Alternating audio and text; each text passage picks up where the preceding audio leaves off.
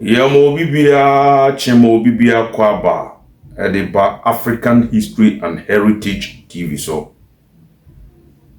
Yebeda obade ase se wama edayi abapro akwapro abetu yen na yedaso etinkom. Ayeyi ni enmunyam eyene dia ise ono ne bo soro na asase bibia wumbia eyene dia ope wumpio eyene dia. Na yebesa asre inshira soronkom a ifri Allah subhanahu wa ta'ala ne nchen edi ama African History and Heritage TV atiefo ne ahwefo nyina sebri bia ye content etuma mohwe yebesa asre inshira soronkom edi ama anuanom a beba so the first time be subscribe na be share ma afoforo so enya bite na be nya bi ehwe oba de nshira mu nyina bibia moye bia na consider bia wo mabrabo nyina no yesre Allah subhanahu wa ta'ala se onyim free ho emamo na ne amoye bia no enkoso wano emamo ene so mosumfo historian kodwajima magia kunwa biu na media kunwa se dia munim se asemode enamde ba ene da mede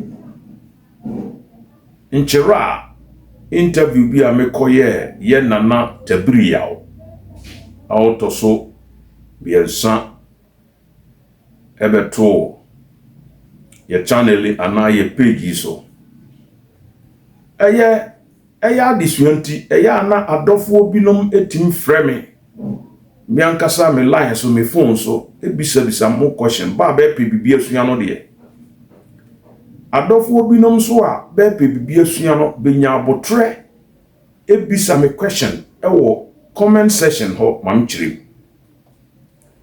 na ye nkrofo binom so ho de a be pe bibia sua jese amanfo ase badwene ntino ne yawo beka bia no bempese be yede beti ase ayampia na be toto binuya odofo bi efre me wo phone so na ne oka so misa ajman me pacho okasa wa hobrase yesu yie jese sa nipa no wapo na asemo die ase na na ya uko ni hoye na opeso kasa na ese una woka bibia hye na no nom ne ade no na se nchira ho asem de ekoto abua enom ne ade na one agenda bi de the question obi sam no edam so minua ma agenda me wone se ana me botai de em dia to dwadada se problema e water no sugini area ho abribia jada ho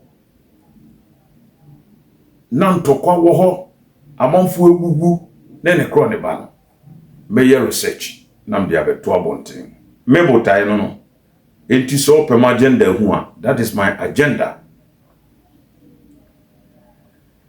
na enedai asemoda me de ba me be kire mo me de be tudwa se enye me na makokriti bibi ede ato nchira hene etrim Davida me de nchira konwa me dibi na mbom nko hene ho a ne obeka ne mka ne obeka ne mde tudwa wote ase ne no soso de mo toto ayampia nye ne mo ka na memetie efse ne ame no enyame so aduma nti nye ne mo ka na memetie me botes mani so se be pese Ghana fo wiase fo nyina hu ne tuma tano subin problem ho no meko meto akoso ama sabote no awie peye na menche ho no mekenkan sembi of Daily Guide I published on Monday June 28th 2024 reporter no your friend Eric Bawua reported from Nchera. Now, a train some no or see people of Nchera won't pay allegiance to Ashanti. Nchera Omanhene. I read again, quote, people of Nchera won't pay allegiance to Ashanti, unquote, said by Nchera Omanhene. Daily Guide, page 5, Monday, June 28th, 2004. Monday, June 28th, 2004. I repeat, we have a call archives. Daily Guide, page 5. Now, I read.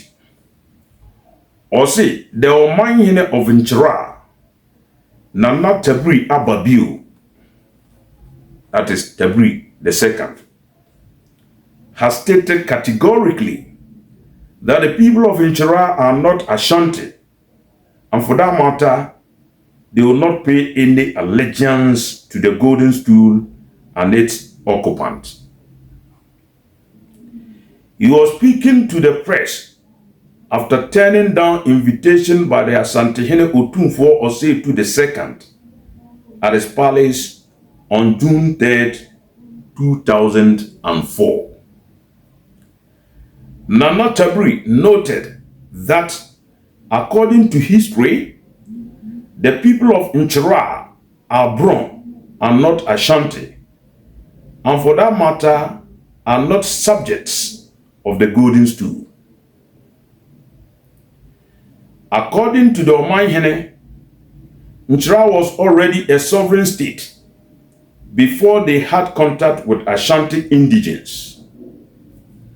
He observed that the people of Nchera, from time immemorial, never fought the Ashanti, and as such, they were never conquered in any battle to warrant paying allegiance to the Ashanti.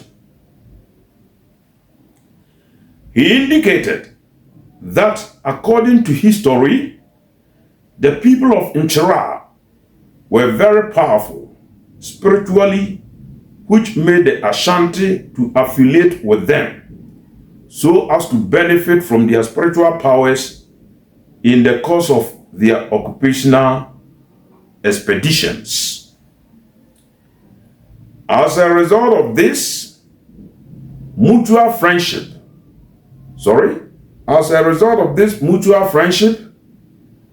there were intermarriages between Nchera and Ashanti royals, which subsequently led to the Ashanti honoring the people of Nchera with the title of Nsumankwahene. This, according to Nana Ababiu, meant the Nchera indigents played very important role in the Manshia Palace as far as Nsuman, the Ashanti spiritual powers, were concerned. Several events, he remarked, led to the collapse of the relationship between the two states. It will be recalled that in the late 80s, certain chiefs in the Nchera traditional area fashioned a plan against Nana Kwaku Ababiu using the Kumasi Traditional Council, which led to his imprisonment on 2 occasions at Kumasi in 1989. It was the then Bronx Ahafo Regional Coordinating Council which intervened with an executive instrument to secure his release. Since then, things have not been well between Nana Tabri and the Kumasi Traditional Council. Nana Ababio told this reporter that when he was released from prison, the elders of Nchera slaughtered a sheep to cleanse him and further warned him never to attend any call at the Manshia Palace. He related that it will be disrespectful to his elders if he defied their order, hence his refusal to honor any invitation of the Asantehene. It will be recalled that Manshia Palace's attempt to lord it over traditional area like it will be recalled that Manshia Palace's attempt to lord it over traditional areas like Boyam, Tuobodom, Tandoso, and Nchera, or in Bronk Ahafo, has always met stiff resistance. In certain cases, lives were lost. I repeat,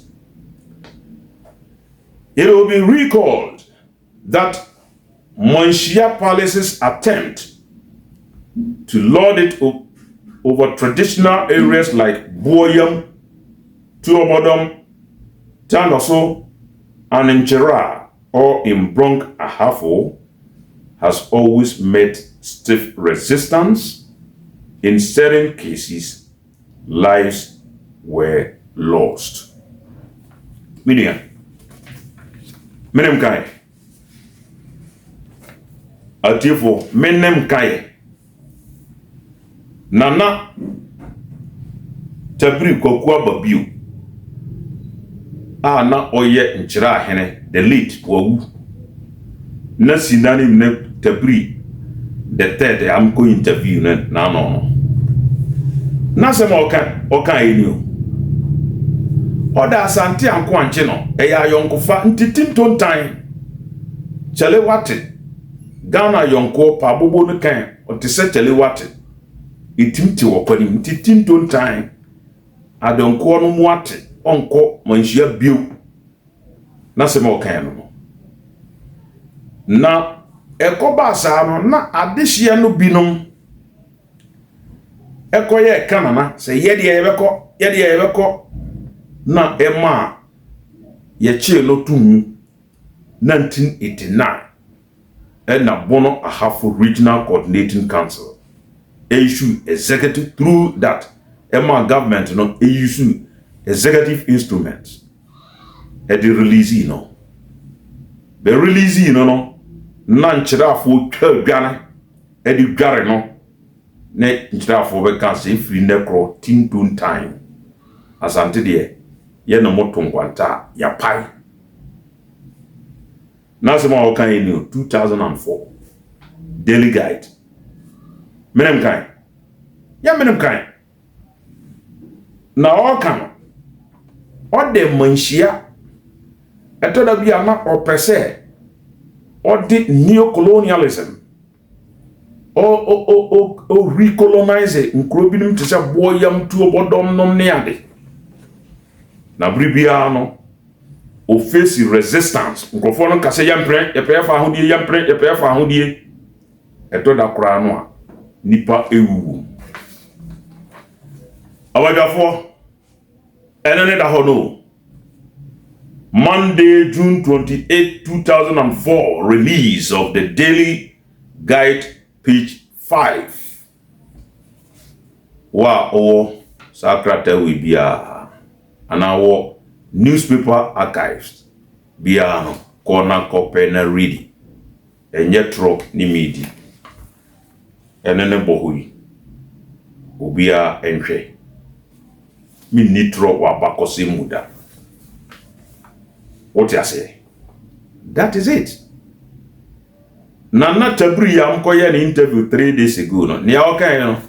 Ni predecessor no. Nye no na waken. Iti me botai ne say. niema ehihye sumase amantokwa eja politicians kura atipare no meyi ato abontema Ghana fo nyina hu ne farbai okoka biruza na koto ru no nya koto ru hu asem na meka mini awutie me we ase aye wonde no slave trade, slavery, whether domestic or whatever form, colonialism, neocolonialism, imperialism, African development politicians, African development activists, African freedom fighters, historians all over the world, empese betisa de no kra na wiase so mpese betisa de no kra bio wiase mpesa de no enti uyire kra no o colonize no o subject to uyire into service to slavery if you knew ekuna kotutim do famra kwanso nti colonialism neocolonialism imperialism neo-imperialism of any kind, you come into time. It is obi kase on man kwa ma won colonize no a. Eno enya force. Enya force. Senchirafo mponimfo tenase. Issue this statement. Number 3 bibi fa ho na be ina be sinsan. E dey come a president. E dey become all judicial services. Judicial sector ewo manenum se yen de ye pefa hodie yen koje ohini bi ase ye tie ho ene yase a we wo de ko hik kwa na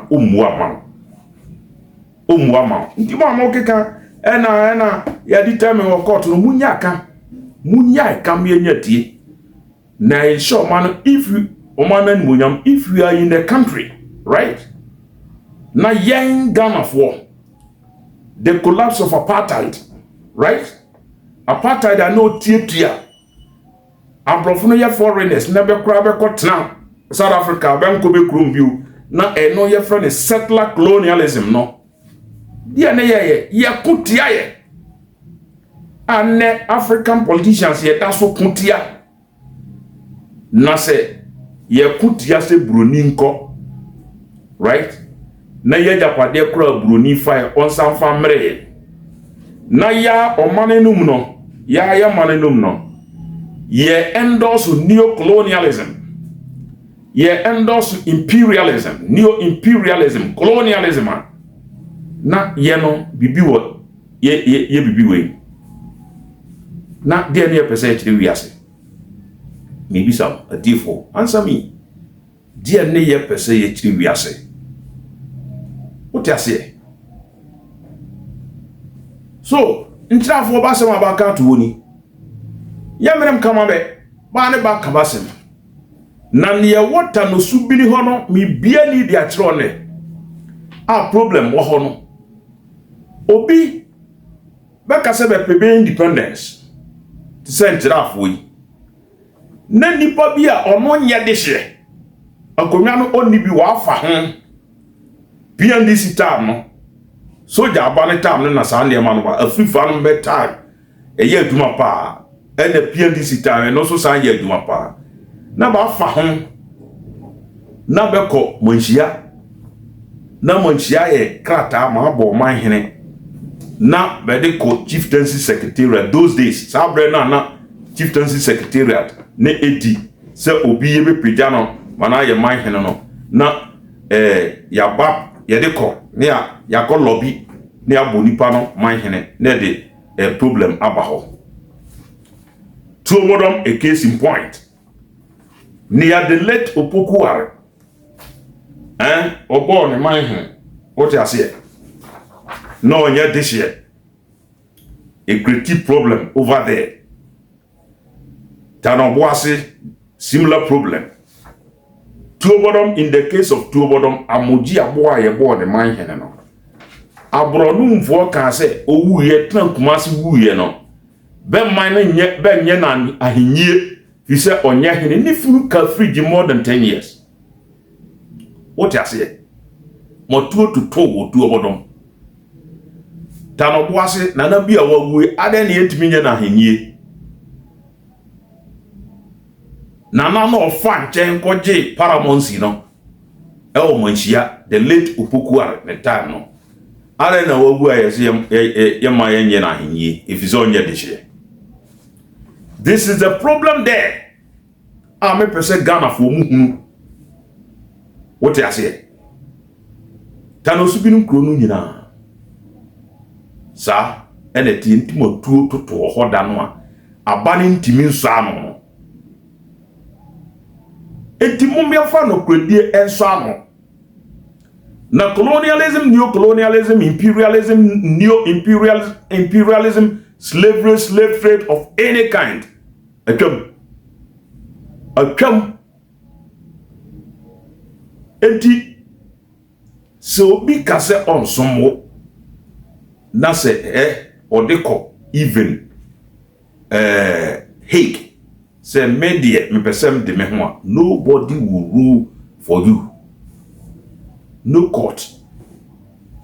Mamuka court aye court aye nchira asabre na na ka santman ho. Be kotwe manso ne tachiman. Ena ode ne ho abebo asante ntino asante ekuru gina akiri. What you say? Ena be ka se o. Nchira afo no ba ne be ka se be ne asante ne body a ene tachiman pobo bi tena na tachiman D4. But this time around no nchirafo no ne ba be kase na ye no wa adamfo and adamfo no tintontan ya titim nyamrem ka kire be o interview me ko ya 3 days ago paper ye published in 2004. What you say? This is what is happening in the system. Emma Tano Subini honjuno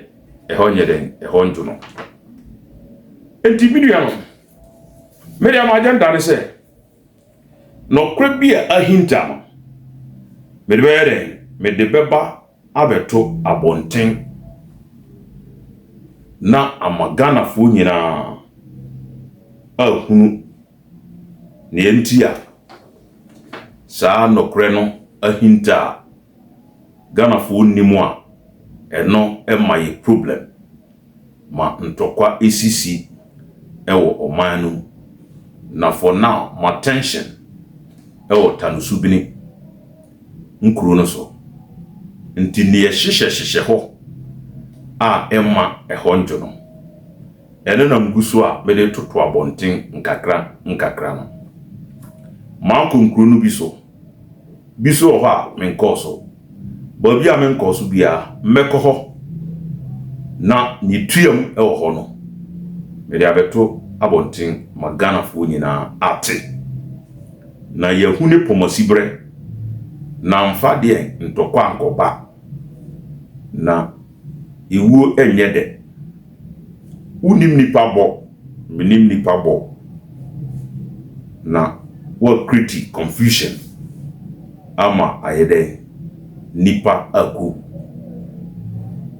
what you say onye de hye no fanchan okoya ose mesu munti na those days PNDC time but minim se sa brede sa hye no obi a onye de hye ana oye de hye mpo na wamfa regional house of chiefs mayam process ne nkrata amfa nko national house of chiefs a ontimi mfa back to bia enkoje man hene ewo bia because sabri no a reliable information amensa aka ekire se National House of Chiefs and the Democrat Akko. Regional House of Chiefs or Democrat Akko. But national budget to himself offer several bo man hina. Na yede ko National House of Chiefs. National House of Chiefs will everything now offer they processing edeko a friend is saying Minister of Local Government na yedu dina be hye mramo manu nti ela na ebeba no na udinhyem se ohinantimasi ya bon mahene soja abane no time no and na etim bypass regional house of chiefs, national house of chiefs near ya bypass near co-chieftaincy secretariat. And then Nkramensa can say, and yet the responsibility of the chieftaincy secretariat again to elevate a national house of chiefs and our application for region for region now for national for no at the core. Not just say when you are mind say and a system no operating. Enti order for nkabo yede subscribe na share na ma afoforo nso nyeden afoforo nso enti na benti bi na benti ndema ase sa enete tu boroma kunya the late Opokuwar the second ono nipa obo ne man hene no onye de hye nso o lobby sabre no 96 gonoma na militarism no ewum no PNDC sabre na sujasem no wum no e mo so cd ene tu bodom ijada ho tititititititititititi sesi tano so ijada ho tititititititi tano boase ijada ho titititititi ofumai de kra ne kankan ofumai de ne dereba no enya asem ketwa kra na wote babi na wototo ayampia ba bi hu ho no wabusuani nka hundia se wo wabusuani ka ho nka obedwene wote ase nka won kase mo agenda wabusuani ka ho nka won kase mo agenda wote ase na ese nete ka onanti ama account asemba bia ni ho asembia ni ho ye ne ketwa ene na musa ntokwa yampe ne pomosi brepe na train na abeyese wo ni etim ni ekom na Ghana fo so Ghana fo hell mommie nyina mompae se yebet ye ho ase na ntokwa nsi Ghana na ntokwa si Ghana yebet ne mo ahye francophone countries abotwa Ghana ho ahye nyina ye ni dimpa wo ho. Go to Cote d'Ivoire here. Oh, ye Ghana ni. Hey. Na bempe wani mahwekra. Go to Burkina Faso. Go to Togo here. What I say? Go to Togo. Na bete se wo kapi de kra no a. Na o de kra no. Ubehu ne be yo. What I say? Na be hu so Africa Ghana. Enti ya ni dimpa ewo francophone countries atwa e ho chia no enti ya hwe yie na ntokwa kosi Ghana gese pum ni adwana akoto de na me so de mayem nyam duma me matokwa nsi ni ehunta nipa nim ni mantokwa si ni confusion se nipa no ntene ho ase a oti ase ena ode from full support cheap support ekomo obi na adane adom yesem o hwe ntokwa esisi nkrofo amanso semo wars na esisi African countries na o de hwe soldiers na ye recruit be no ye nkra o mo mind na ye brainwashed ba seba dwene no esan se niam bi abantia sienti enenma ntokwa ye den isi hwene esi denjira oboase soja ni na okori nipa se na dom na dwen se oye arm robber ba se na dwen nipa tibi mi no ba se na dwen so oye arm robber ne be ko be ye ni be ye no o ti ase me mo di assembly member pay mi be di assembly member sabre na Cote d'Ivoire ntokwa si ho na Ghana fo no edwane no na be bro Ghana fo a na be edwane no na brantie bi odwane ye fo bush ya no ba mem krum twinim anadu no onya ba bi anko no koda bench bi so na mrantie no so no oye kromfo bebe bo no na obi frɛ assemblyman phone so na mbae nam tum pick up kutu nam de kosi ho amanfo kitabo sebe babono nam say hey wa odon sabe ka abrante we bia meme ya chewatum e okrum ha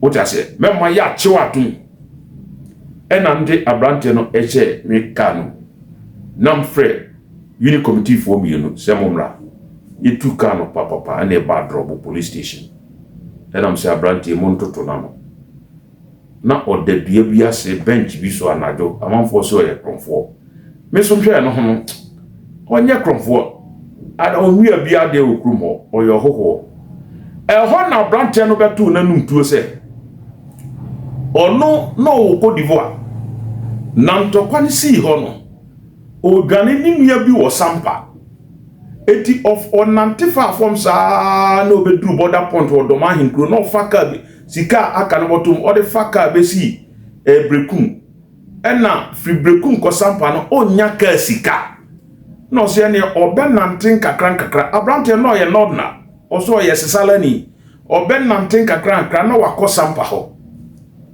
na obedru dwinim ho no na man bi hu no na man no ono ni din komo no so obeden onna na adetia obema na adwuma aye ena boy so wa ate ase otewa nyino jono na boy no man no ka kire boy no so onto ana kontu no so na wontimi man na adwuma aye heu asema okan no nam se sa papa no kan sa no ubehu no no se ane obo ni din na kofa no bae ni ese aden na obo bi ba no ho banke o ma ya kuku no police for no amfa sa papa no ne ho anje no na mtumbotum mimo plus for this case ben fanto aduane monini ade cha no pa free ha ko sampa so metumbotum je unu ya no sampa unimba bi oto da an minimba bi ote ntu ko obehu no no da an oko obehu na mtumbotum be mana didiska na man keska se police for no be mo ne ho bare na de chia be mfare sika mu ko ade chia na be de sika mu no ko e it is sometimes we be share ni pa bi no onye kromfo but mob action yetim edi kunipa oye innocent sana mtokwa asisi nkrofo amanso nyina no eye mob action dom non tell ya mobias ndi na ba sorry tete na chesento kwasi enti mebota ne se me manipa art ne mobias Ghana for art ne mobias na date anko ya bebrese Ghana for art babia conflict ewo bia no mewura ho ayini enti a conflict no ho ewo ho no abeto abonten na Ghana for yetie ho ase a ntokwa bia ni ho a obi betuma hye obi kutupa so nkoko biu mebota yin anu no nti wa o te comment section ho a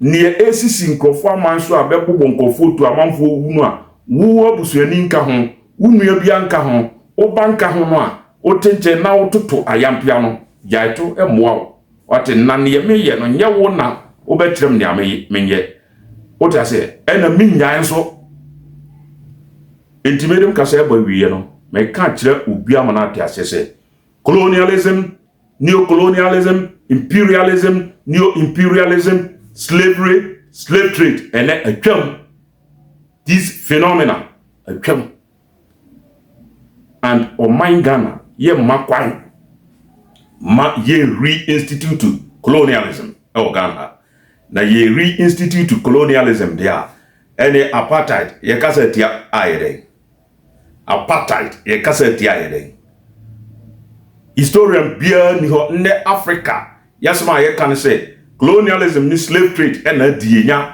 ema ye nkoso no bi a colonizer adiunya a o man nkoso dia why do you want to colonize your brother in the same country eto asumu aniano subscribe na share na ma foforo entin kaibo bi me da wa say Medemen kaibo no abawiye me da mo ase me mamumo ni tie adehye ma